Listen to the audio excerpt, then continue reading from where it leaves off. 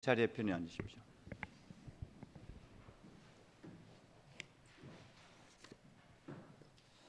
오늘 주교님 집전이신데 주교님께서 대학로 교회를 가셨어요. 그래서 제가 집전 설교를 합니다. 다음 주에는 주교님 오셔서 설교해 주실 것입니다. 오늘 성령 강림 주일입니다. 제가 이 빨간색이 좀 어울려요. 그래서 빨강색 때문에 제가 많이 멍도 들었습니다.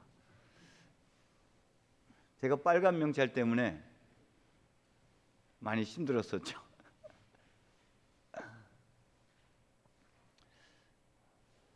구약에서는 이 오순절이 유월절과 연결되어 있죠. 유월절로부터 77이 49, 77절 혹은 오순절 혹은 맥주절, 그리고 이스라엘이 성전 파괴 이후 바벨론으로 끌려간 이후부터는 그들이 출애굽 사건을 기억하면서 다시 한번 유월절 사건을 기억하면서 그로부터 시나이산에서 모세를 통하여 하나님의 계명을 받고 비로소 하나님의 거룩한 사제 족속으로 되어지는 계약 사건, 시나이산 계약 사건이 이루어지죠. 그것과 같이 연결되어 있습니다. 오늘 본 기도에서도요, 율법을 주셨고 제자들에게 언약을 주셨다라는 것과 관련되어 있습니다. 홍해 혹은 출애굽과 관련되어서는 여러분 과거엔 죄의 종이었고, 하지만 이제 새 백성이 되어지는 것에서 77절 오순절 혹은 맥주절이라고 하는 것은 이제 가나안 땅에 들어가서 우리의 수고와 땀 흘림을 통하여 감사의 예물을 바치는 것이죠. 또 하나는 하나님의 계명을 맞아들이는 사건입니다. 우리가 그대로 따르겠습니다. 그대로 살겠습니다. 그것과 관련돼서 오늘 우리에게 있어서의 성령 강림절은 어떤 의미가 있는가? 성령은 하나님의 숨, 하나님의 영, 하나님의 말씀이기도 합니다. 그 숨, 그 말씀이 우리를 덮습니다. 여러분 성경 말씀 창세기 2장을 기억하셨으면 좋겠습니다. 창세기 2장에는 야훼 하나님께서 진흙으로 사람을 빚어 만드시고 그 코에 생기를 불어넣으시니, 입김을 불어넣으시니, 숨을 불어넣으시니 사람이 되어 숨을 쉬었다. 숨이 불어넣기 전에도 사람이었고 숨이 불어진 다음에도 여전히 사람입니다만, 그러나 그 사람과 그 사람은 다른 사람이 됩니다. 우리가 성령 받기 전과 성령 받고 이후의 사람이 달라지는 것이죠. 같은 사람이지만 어제와 오늘은 여전히 다른 사람입니다. 그리고 다른 사람이어야만 합니다. 같은 생각, 같은 습관, 같은 것 안에 살아있다면 그런 살아있음이 아니라 정체된 것이고 죽은 자이고 늘 변화, 늘 새롭게 되어지는 것, 그것이 부활이고 그것이 성탄입니다. 성탄 부활을 일컬어서 변화라고 표현합니다. 때문에 우리는 매일 죽고 매일 다시 태어나고 매일 새로워져야 되고 매일 성탄해야 되고 매일 부활해야 되는 것이죠. 하나님의 숨, 하나님의 영이 우리에게 새롭게 불어넣어짐으로 우리는 비로소 살아있는 사람, 새로운 사람, 재창조 사건이 오늘 이루어집니다. 오늘 여러분은 하나님의 숨, 하나님의 영, 하나님의 말씀을 맞아들임으로 과거의 내가 아니라 하나님의 영으로 가득 찼나, 하나님의 말씀으로 빚어진 나, 하나님의 은혜로 새로 태어난 그런 나가 되시기를 주의 이름으로 축원드립니다. 아까의 나는 이미 죽었어. 조금 아까까지 우리가 가졌던 생각, 그 모든 것들은 이미 내려놓고 이제 주님의 말씀 안에서 우리가 가슴을 새롭게 뜨겁게 달구고 새로운 결심들을 내리고 할 때만 우리는 이제 하나님 안에서 새롭게 빚어지는 이 시간이 되는 줄로 믿습니다. 하나님의 숨은 우리를 빚어내는 것뿐만 아니라 우리로 하여금 살아내는 힘이고 능력입니다. 하나님께서는 당신의 숨, 당신의 영을 우리에게 불어넣어 주심으로 기름 부은 자가 되는 것이죠. 기름 부은 자라는 뜻이 뭡니까? 그리스도이고 메시아입니다. 이미 여러분들 하나님의 성령이 기름 부음을 통하여 하나님의 성령이 여러분의 입김에 불어넣어짐으로 인하여 우리는 또 다른 그리스도로, 또 다른 하나님으로 재창조되는 이 시간입니다. 이 시간에 주목하십시오. 이 시간에 집중하십시오. 하나님의 말씀 한마디가 내 가슴에 꽂히는 순간 나는 이제 새로운 내가 되어지는 것이죠. 한 말씀 하소서 내 영혼이 곧 이제 우리는 새로워지리이다.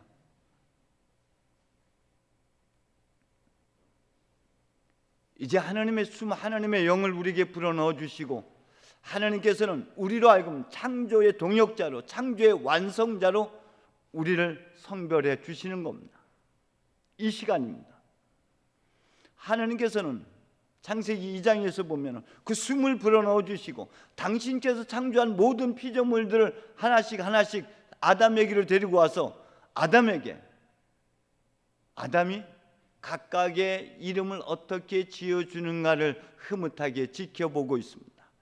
아담이 지어준 그 이름은 곧 그의 이름이 그 이름으로 불려지게 됩니다.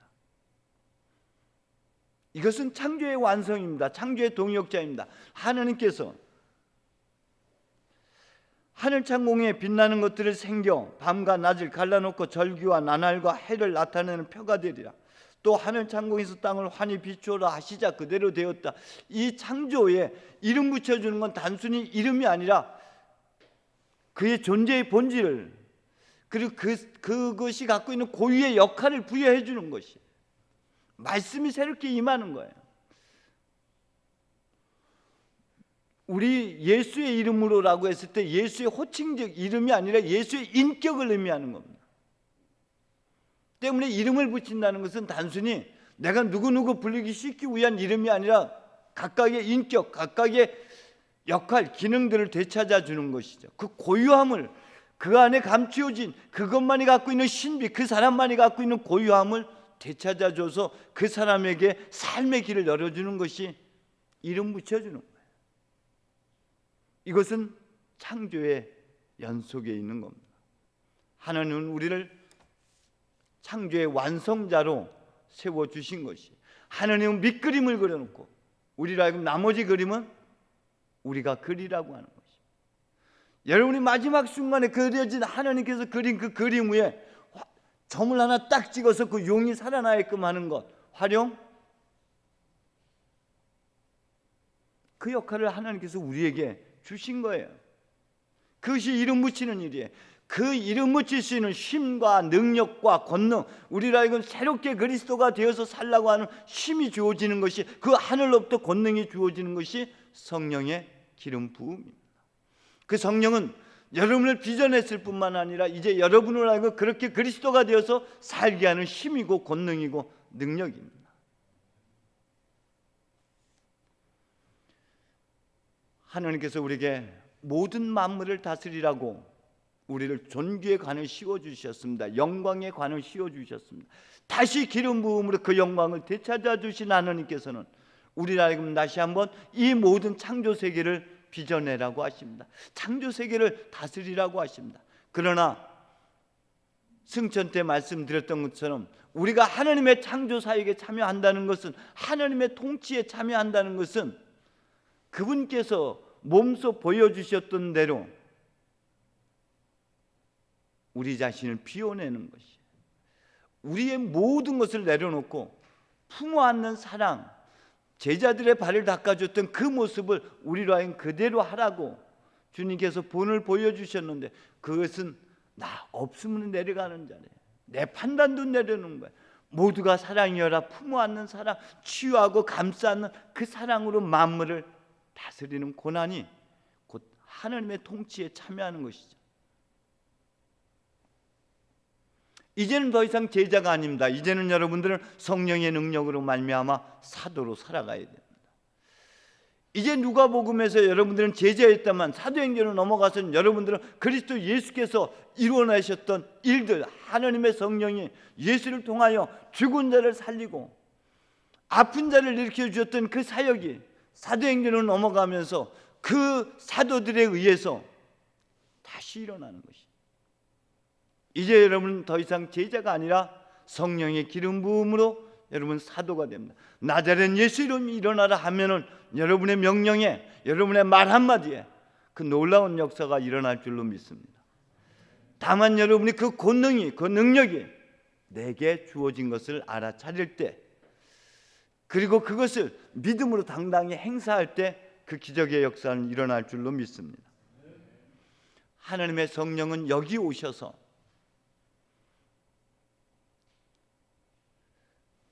바벨탑을 무너뜨리고 우리의 마음을 통하게 하셨습니다.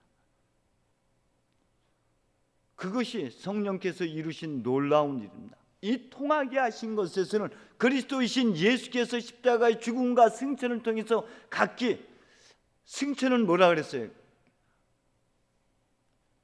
예수님께서 오르는 그 하늘이 어디라 그랬습니까? 우리의 마음이에요. 하늘이에요. 모든 피조물이 하나님이 거하실 만한 장소에, 거기가 하늘이에요. 하늘은 그 만물 속으로, 하나님은 그 사람 속으로 거기 임하셨어요. 그리고 그 안에 하나님의 성령이 부어주셨어요. 그래서 다시 그 거룩함을 되찾았고 하나님의 영광과 하나님의 성품을 되찾았기 때문에 모두가 하나님이여라, 그래서 통하는 세상이 됩니다. 좀 더 한 걸음 더 나간다면 예수님께서 오늘 우리에게 요한복음 14장을 통해서 주시는 메시지는 무엇일까 하는 생각을 해봅니다.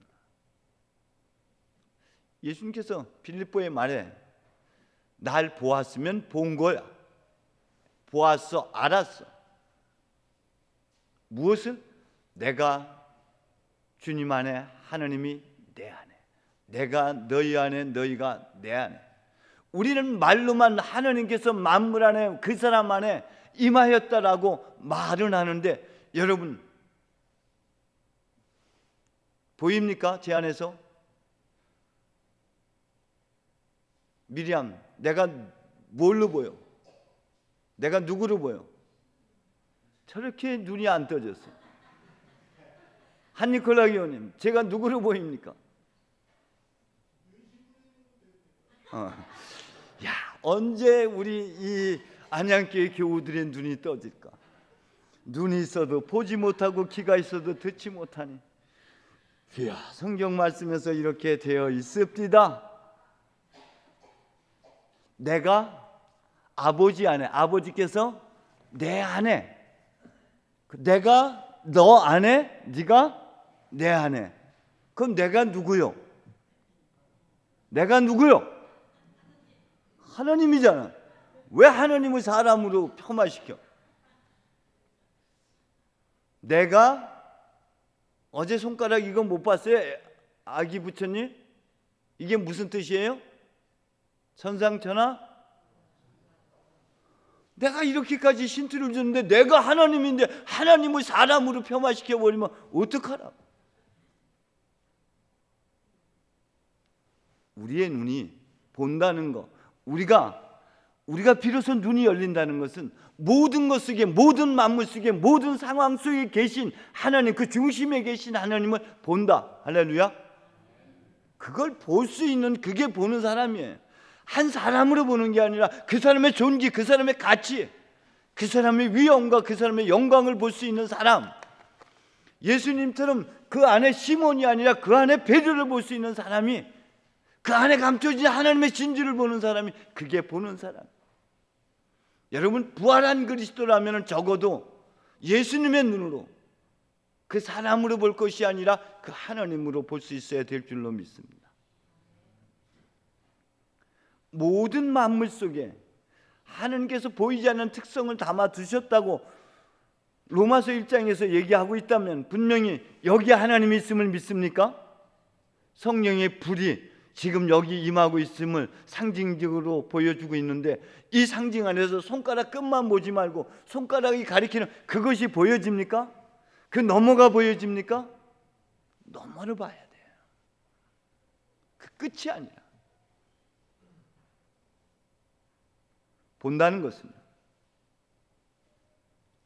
바로 그 안에 감추어진 것을 보는 사람, 하나님으로 인식하는 사람, 그게 보는 겁니다. 그게 부활한 사람들이에요. 그게 하나님의 성령이 우리에게 부어져서 우리의 눈뜨게 하고 우리랑은 그렇게 살게 하는 겁니다. 자기만 하나님이 아니라는 겁니다. 미리암이 내 눈에는 뭘로 보일까요? 하나님. 함회장님이 하나님. 모든 사람을 하늘로, 모든 사람을 하나님으로 대하는 삶을 살아가는 게 부활한 자가 살아가야 하는 방식입니다. 믿습니까? 그렇게 살라고 하나님의 영이 우리에게 부어진 거예요. 우리가 하나님이라면 우리는 또 어떻게 살아내야 됩니까? 우리가 하나님이라면 그리스도 예수께서 당신의 하나님임을 포기했고 십자가에 당신 자신을 내어 죽기까지 우리를 사랑했다면 우리도 그렇게 우리 자신, 내가 하나님임을 버리고 가장 낮은 자리에서 모두를 품어 안는 사람을 살아내는 게, 그게 하나님으로 살아가는 거예요. 그 능력이 오늘 우리에게 부어진 줄로 믿습니다. 그 능력을 이 시간 충분히 받아가시기를 축원드립니다. 못 믿겠거든. 내가 하는 이 일을 보아서라도 믿어라. 꿀엄마 믿어. 이 일을 보아서라도 믿어라가 갖고 있는 의미는 저는 이렇게 기도되었습니다. 지난 여정 돌이켜보니 그 광야가 내 실패, 내가 잘못한 것, 내가 하나님을 못 믿은 것에 대한 죄도 알고 있었는데 깊이 성찰해서 보니까, 눈 떠 보니까 그게 빵이 아닌 말씀으로 살아가도록 하나님께서 나를 빚어내는 사랑의 손길이었습니다. 할렐루야. 내가 그때 아팠고 그때 힘들었고 그때 괴로웠고 그때 죽을 것 같았는데 그게 하나님이 나를 벌 주는 건 줄 알았는데 그게 아니라 하나님께서 나를 특별히 사랑하셔서 나를 당신의 모습대로 빚어내기 위한 하나님의 은혜였습니다. 믿습니까? 그걸 보는 것이 내가 한 이 일을 보아서라도 믿으랍니다. 하나님이 이미 여러분의 삶의 여정 속에서 여러분이 알아차리지 못하는 그 순간에도 일하셔서 여러분을 하나님의 모습대로 빚어내셨습니다. 그 모든 사건, 모든 상황 속에서, 찬양도 그런 거 있죠. 모든 상황 속에서. 아니요, 하나님 모든 상황 속에서 여러분이 겪고 있는 어려움과 여러분이 겪고 있는 고통과 여러분이 겪고 있는 즐거움과 그 모든 것 안에 그 중심에 하나님이 있습니다. 그것을 보라는 겁니다. 왜 나만 이런 고통 겪어야 돼? 왜 나만 이래? 왜 나는 하는 일마다 안 돼가 아니라 그 안에 하나님 계십니다. 그 안에 하나님을 알아채고 하나님과 같이 그 일을 협력해 나가시기를 바랍니다. 혼자 하니까 안 되는 거예요. 길을 잃었죠? 참, 이게 내 스트레스 진짜 엄청 받네.